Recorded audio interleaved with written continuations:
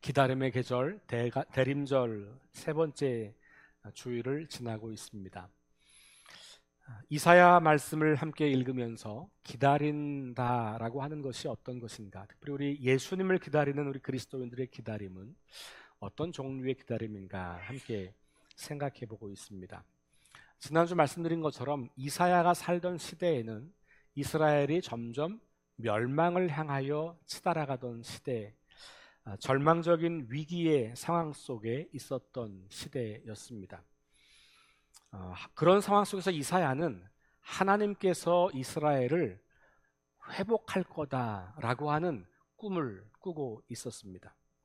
눈에 보이는 현실은 그 어떤 소망도 가질 수 없고 그 어떤 꿈도 꿀 수 없을 것 같은 그런 상황입니다.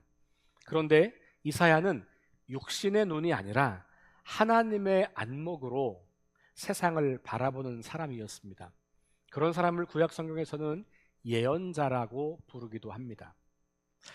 성경에서 말하는 예언은 앞으로 어떤 개인에게 일어날 일을 맞추는 것, 개인의 미래를 점치는 것과는 별 관계가 없습니다.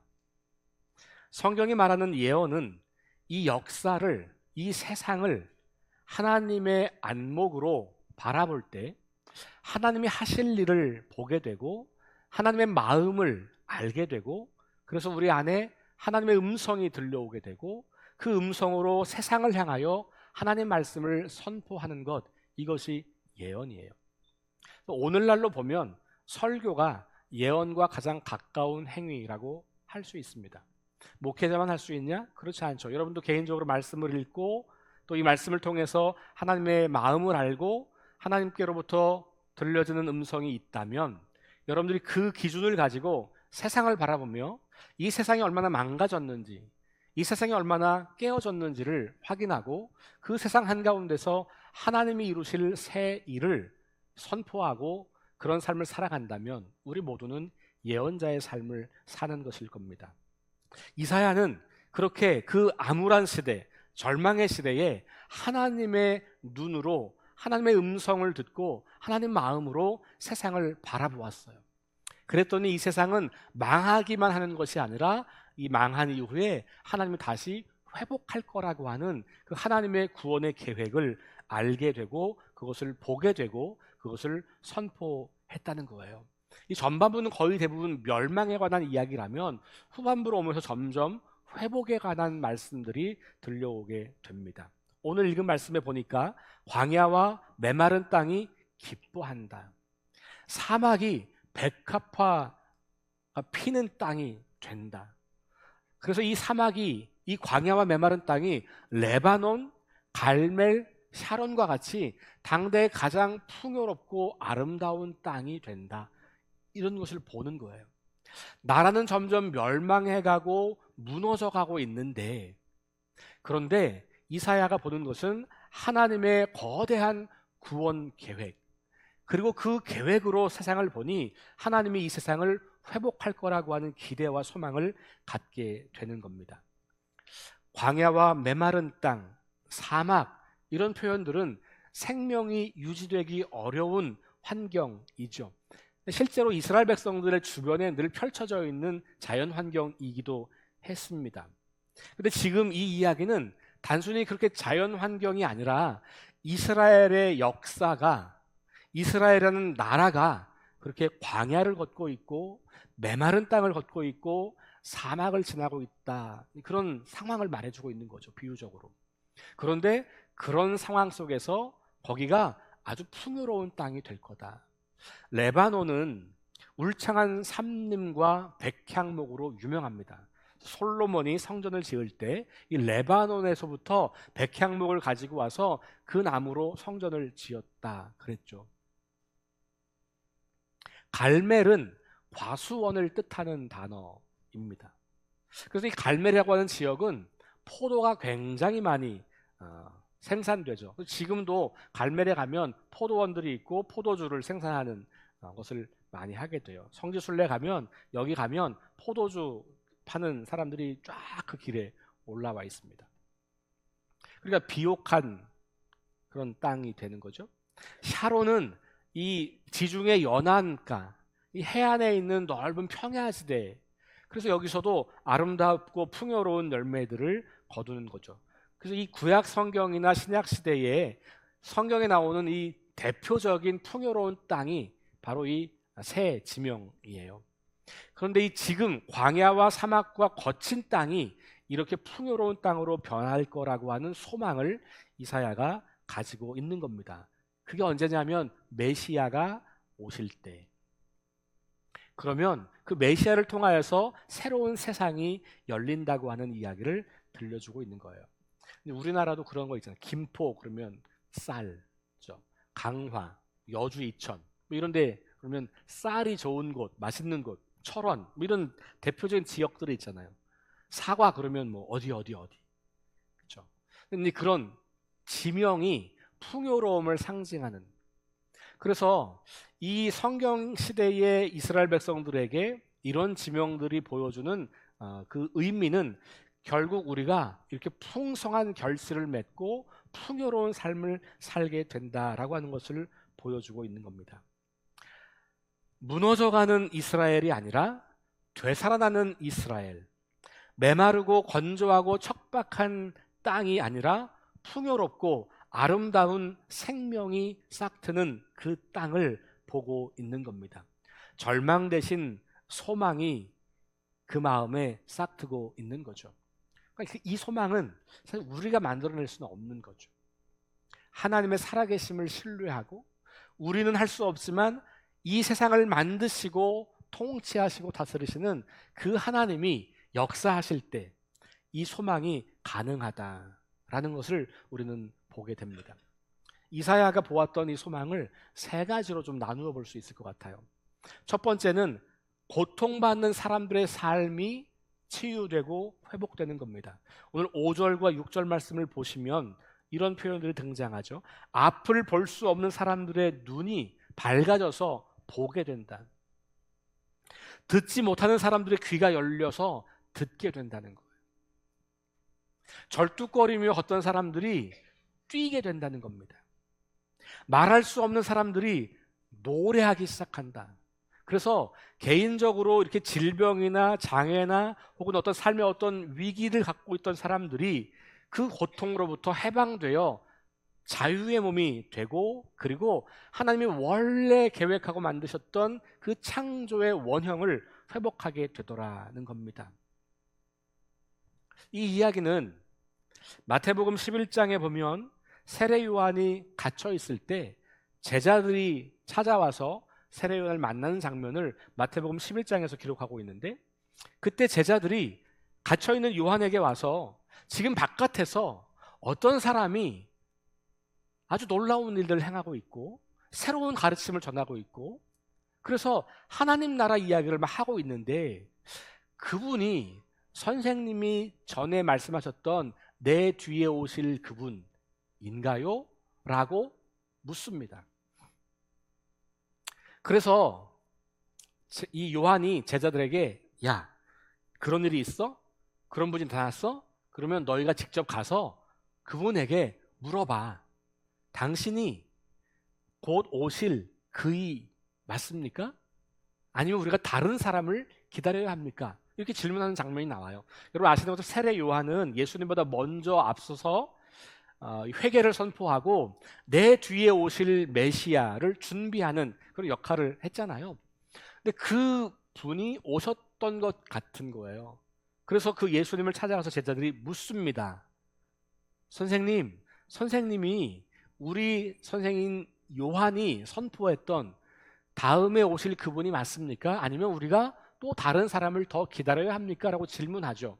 그때 예수님께서 이렇게 말씀하십니다. 너희가 가서 듣고 보는 것을 요한에게 말해라.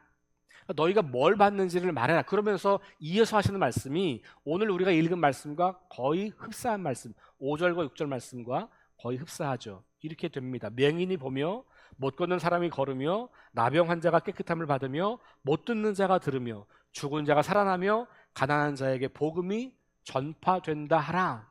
지금 이 일이 이루어지고 있는 거예요.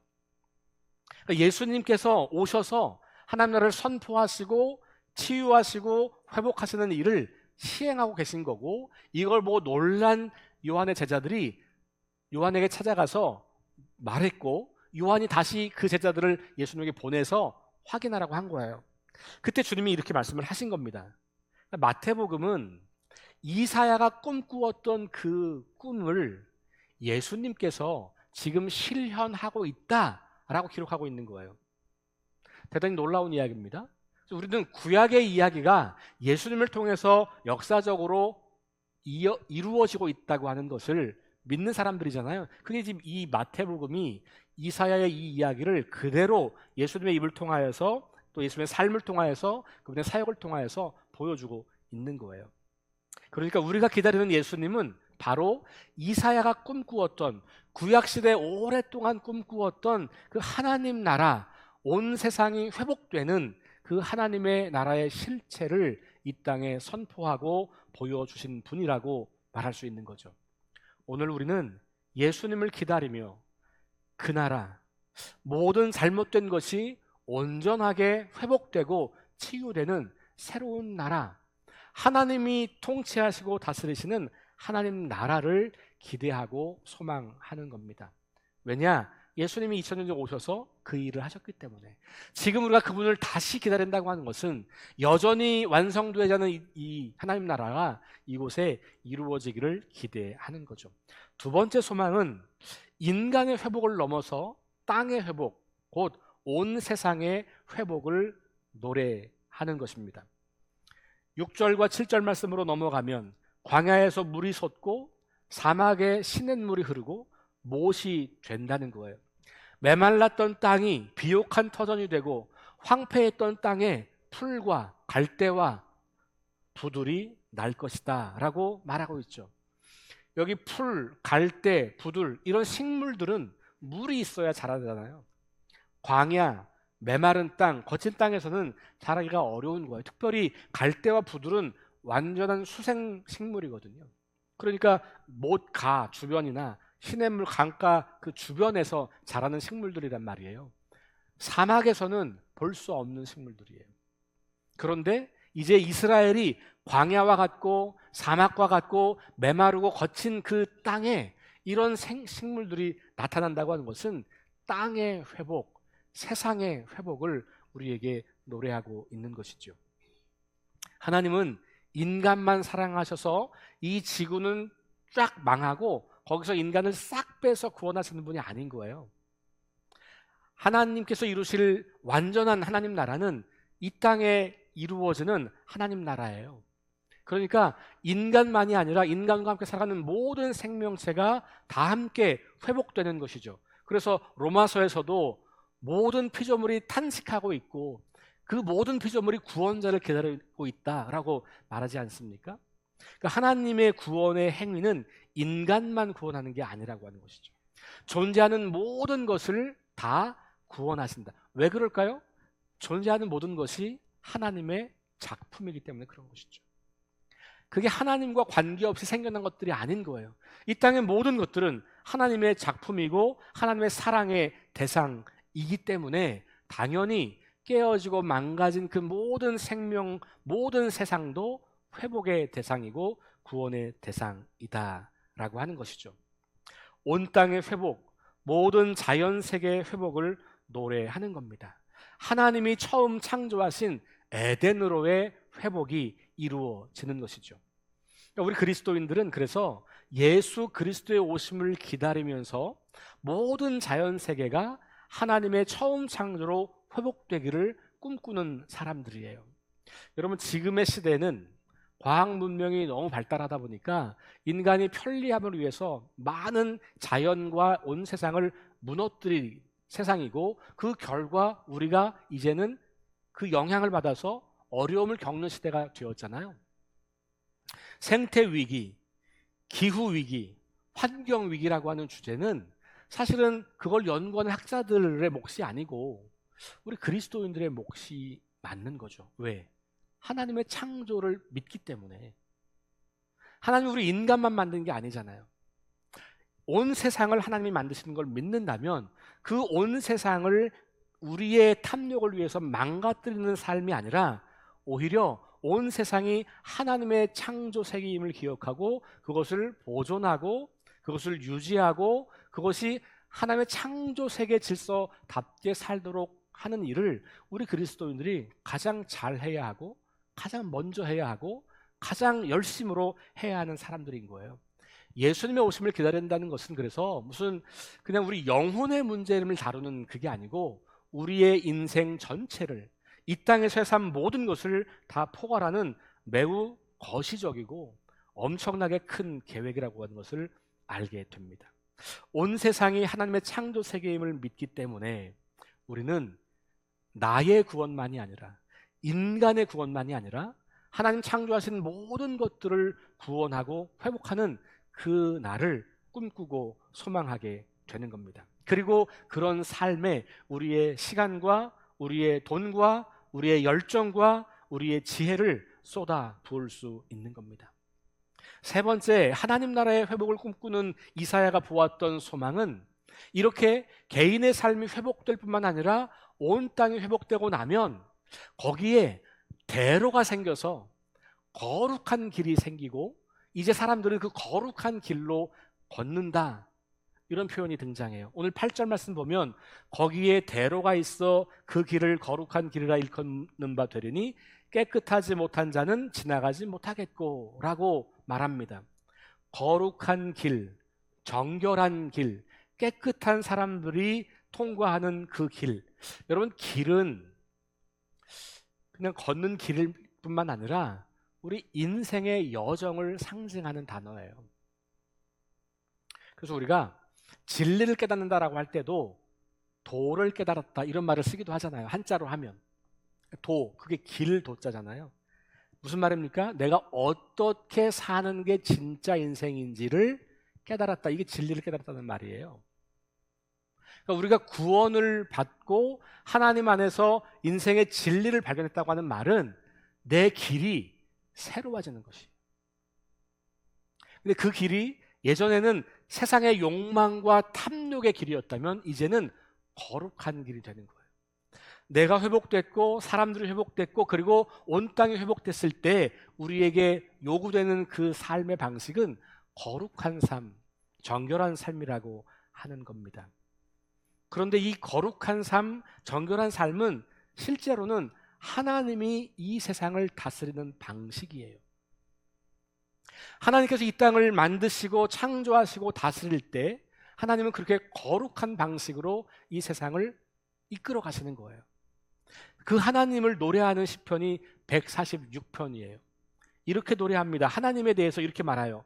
억눌릴 사람들을 위해서 정의로 심판하시는 분, 줄인 자들에게 먹을 것을 주시는 분, 갇힌 자들에게 자유를 주시고 맹인들의 눈을 여시고 비굴한 자들을 일으키시며 의인을 사랑하시고 나그네를 보호하며 고아와 과부를 붙드시고 악인의 길은 굽게 하시는 분, 그 하나님 앞에 찬양과 영광을 올려드리는 것이 시편 146편이에요. 그러니까 하나님이 이런 분이라는 거예요. 우리가 거룩한 길을 걸어갈 때 우리는 그런 하나님을 만나고 그런 하나님과 동행하게 되는 거예요. 그리고 그런 하나님이 온 세상을 회복하고 다스리시고 통치하시는 분이다 라는 거고, 그분이 우리의 창조자, 우리의 구원자, 우리에게 생명 주시는 분, 우리의 아버지, 우리의 부모님이 되신다는 거예요. 놀라운 일이죠. 이런 일이 정말 우리한테 일어난다는 것은 어마어마한 축복이고 놀라운 특권일 겁니다. 이런 분이 바로 우리를 회복하시고 우리를 온전케 하시는 거고, 지금도 온 땅을 회복하기 위해 애쓰고 계시는 거고, 오늘 우리들은 그분의 일하심에 함께 동참하여 하나님이 이루시는 그 구원의 사역을 함께 하는 사람들, 그런 동역자들로 지금 서 있는 겁니다. 자기 중심성으로 똘똘 뭉친 이 세상 방식을 내가 더 이상 따르지 않겠다. 그 세상의 길을 더 이상 걷지 않겠다. 그리고 거룩하신 하나님, 공의로우신 하나님, 사랑이 풍성하신 하나님, 평화를 사랑하시는 하나님, 용서와 환대를 즐겨하시는 그 하나님, 그분의 삶을 살아가겠습니다 라고 말하는 겁니다. 예수 그리스도의 오심을 기다린다는 것은 이와 같이 우리의 삶의 방식을 완전히 바꾸어 땅의 사람이 아니라 하늘의 사람으로 살겠다고 다짐한다라는 겁니다. 이런 소망을 가지고 이 땅을 살아갈 때 우리에게 필요한 것은 인내라는 거예요. 왜냐하면 그날이 속히 올 것 같지만 꼭 그렇지 않잖아요. 우리는 늘 기다리지만 그날이 금방 그렇게 완성되지 않아요. 그러다 보니 우리가 쉽게 지치기도 하고 쉽게 낙심하기도 하고 쉽게 무너지기도 하고 때로는 믿음을 떠나려고 하는 유혹을 받기도 하는 거죠. 그래서 우리한테 정말 필요한 것은 인내라는 거예요. 야고보서가 우리에게 그렇게 가르치고 있어요. 하나님이 살아계신 분이고 결국은 이 온 땅을 회복할 것을 믿기 때문에 내 힘이 아니라 내 능력이 아니라 내 계획이 아니라 하나님의 선하신 계획을 신뢰하기 때문에 그것을 확신하고 기다리는 것, 이게 믿음이죠. 그래서 기다리면은 믿음이 필요해요. 반드시 온다, 그날이 반드시 이루어진다라고 하는 믿음으로 살아가는 것, 그게 기다리는 사람이죠. 그런데 그 믿음은 단순히 수동적인 것이 아니라 오늘 주신 말씀처럼 하나님이 나를 온전하게 회복할 것이고 이 땅을 완전하게 치유할 것이고, 그러니 내가 거룩한 길로 그 하나님의 성품을 닮아 하나님의 일하시는 방식을 닮아 하나님의 그 거룩한 길을 걷겠다고, 믿음으로 그 길을 걷겠다고, 어떤 어려움이 와도 포기하지 않고 그렇게 살겠다고 결단하는 것, 이것이 바로 우리의 기다림이라는 겁니다. 예수께서 이 땅에 오셔서 선포하시고 가르치신 그 하나님 나라가 이미 시작되었습니다. 그걸 누리는 게 우리잖아요. 그걸 알고 믿기 때문에 우리는 이 땅을 살지만 하나님 백성으로 살려고 애를 쓰고 있잖아요. 거룩한 길을 향하여 나아가고 있지 않습니까?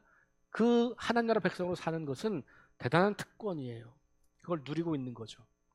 그 나라 백성답게 거룩한 삶을 살아가는 것이 오늘 우리의 인생이죠. 그리고 그것이 바로 예수 그리스도가 지금도 다시 우리에게 오시기를 기다리는 삶이다 라는 겁니다. 우리가 지금 몇 주째 함께 부르고 있는 결단 찬양 있죠. 제가 이 설교를 좀 준비하면서 이렇게 갑자기 이 찬양의 가사를 다시 봐야 되겠다는 생각이 들면서 이 가사를 여러 차례 묵상하면서 설교를 마무리하려고 그래요. 가만히 보니까 여기서 표현되고 있는 여러 가지 단어들이 오늘 이 설교를 통해서 말하려고 했던 그것과 너무 일치하는 것 같더라고요. 먼저 가사를 한번 제가 읽어드릴게요. 주님 다시 오실 때까지 나는 이 길을 가리라. 이 길, 거룩한 길. 우리 주님이 다시 오실 때까지 이 거룩한 길, 그 길을 가겠다는 다짐이에요. 근데 그 길은 어떤 길이냐면 좁은 길, 좁은 문, 십자가의 길. 나의 가는 이 길 끝에 거기서 나는 주님을 보리라. 우리가 인내로 이 길을 꾸준히 걸어가다 보면 그 길의 끝자락에서 누구를 만나요? 주님을 만나는 거예요. 주님의 영광을 본다는 겁니다. 그 영광의 주님이 십자가를 지고 죽으셨지만 부활하셔서 하나님 곁에 계시는 그분께서, 그 영광스러운 주님이 우리를 맞아주신다는 거예요. 영광의 내 주님 나를 맞아주시리. 그래서 주님 다시 오실 때까지 나는 일어서서 달려갈 거다. 주의 영광 온 땅을 덮을 때 나는 일어나 노래할 것이다. 내 사모하는 주님, 온 세상의 구주십니다. 내 사모하는 주님, 영광의 왕이십니다. 우리가 그렇게 이 길을 걸어가면 끝자락에서 그분을 만나고 그분을 찬양하며 영광스러운 그 구원의 완성을 우리가 누릴 수 있게 된다라고 하는 찬양으로 해석이 됩니다. 이같이 이 길은, 우리가 걸어야 할 거룩한 길은 자기 탐욕을 추구하면서 당당하게 배를 내밀고 들어가는 넓은 문이 아닌 거예요. 머리를 숙이고 허리를 조아리고 어깨도 움츠리고 그렇게 겸손하게 조심스럽게 통과할 수밖에 없는 좁은 문, 좁은 길이라는 거죠. 세상의 권력과 명예와 돈과 쾌락을 추구하는 많은 사람들이 걸어가는 그 큰 길이 아니라 성령님의 음성에 귀를 기울이며 정직하고 공의롭게 환대하고 용납하며 용서하고 사랑하며 평화를 추구하고 화해를 도모하며 살아가는 소수의 사람들이 걷는 좁은 길이라는 거예요. 이 길은 내가 가진 힘으로 사람들을 짓누르고 나와 반대편에 있는 사람들을 적으로 여겨서 굴복시키는 정복자의 길이 아니라 자기의 모든 힘을 내려놓고 무력하게 보이지만 뚜벅뚜벅 십자가를 지고 걷는 예수 그리스도의 길, 자기 희생의 길입니다. 그래서 고통스럽고 자존심이 상하기도 하고 괴롭기도 하고 눈물이 나기도 하지만 인내하며 이 길을 끝까지 걷는 거죠. 그러면 그 끝자락에서 결국은 우리를 간절히 기다리고 있던 그 주님, 우리가 간절히 기다렸던 그 주님을 우리는 만나게 될 겁니다. 십자가 죽음을 이기시고 부활하신 영광의 주님께서 우리를 기다리며 두 팔을 벌려 우리를 환영하신다는 거죠. 우리 모두 이번 성탄절에도 온 세상을 회복하시고 구원하실 주님이 다시 우리 개인에게, 우리 교회에, 이 땅 위에 오시기를 인내와 믿음으로 기다리며 그 길을, 그 거룩한 길을 달려갑시다. 이 적박한 땅, 메마른 땅, 모든 생명이 죽어가는 거친 광야와 같은 이 땅에 주님의 영광이 가득할 것을 소망하며, 주님이 온 세상의 구주이십니다, 주님은 영광의 왕입니다, 찬송 부르며 이 길을 걸어갑시다. 이런 기다림으로 2026년 대림절이 우리 평생의 가장 아름다운 기다림으로 기억되기를 주의 이름으로 축원합니다.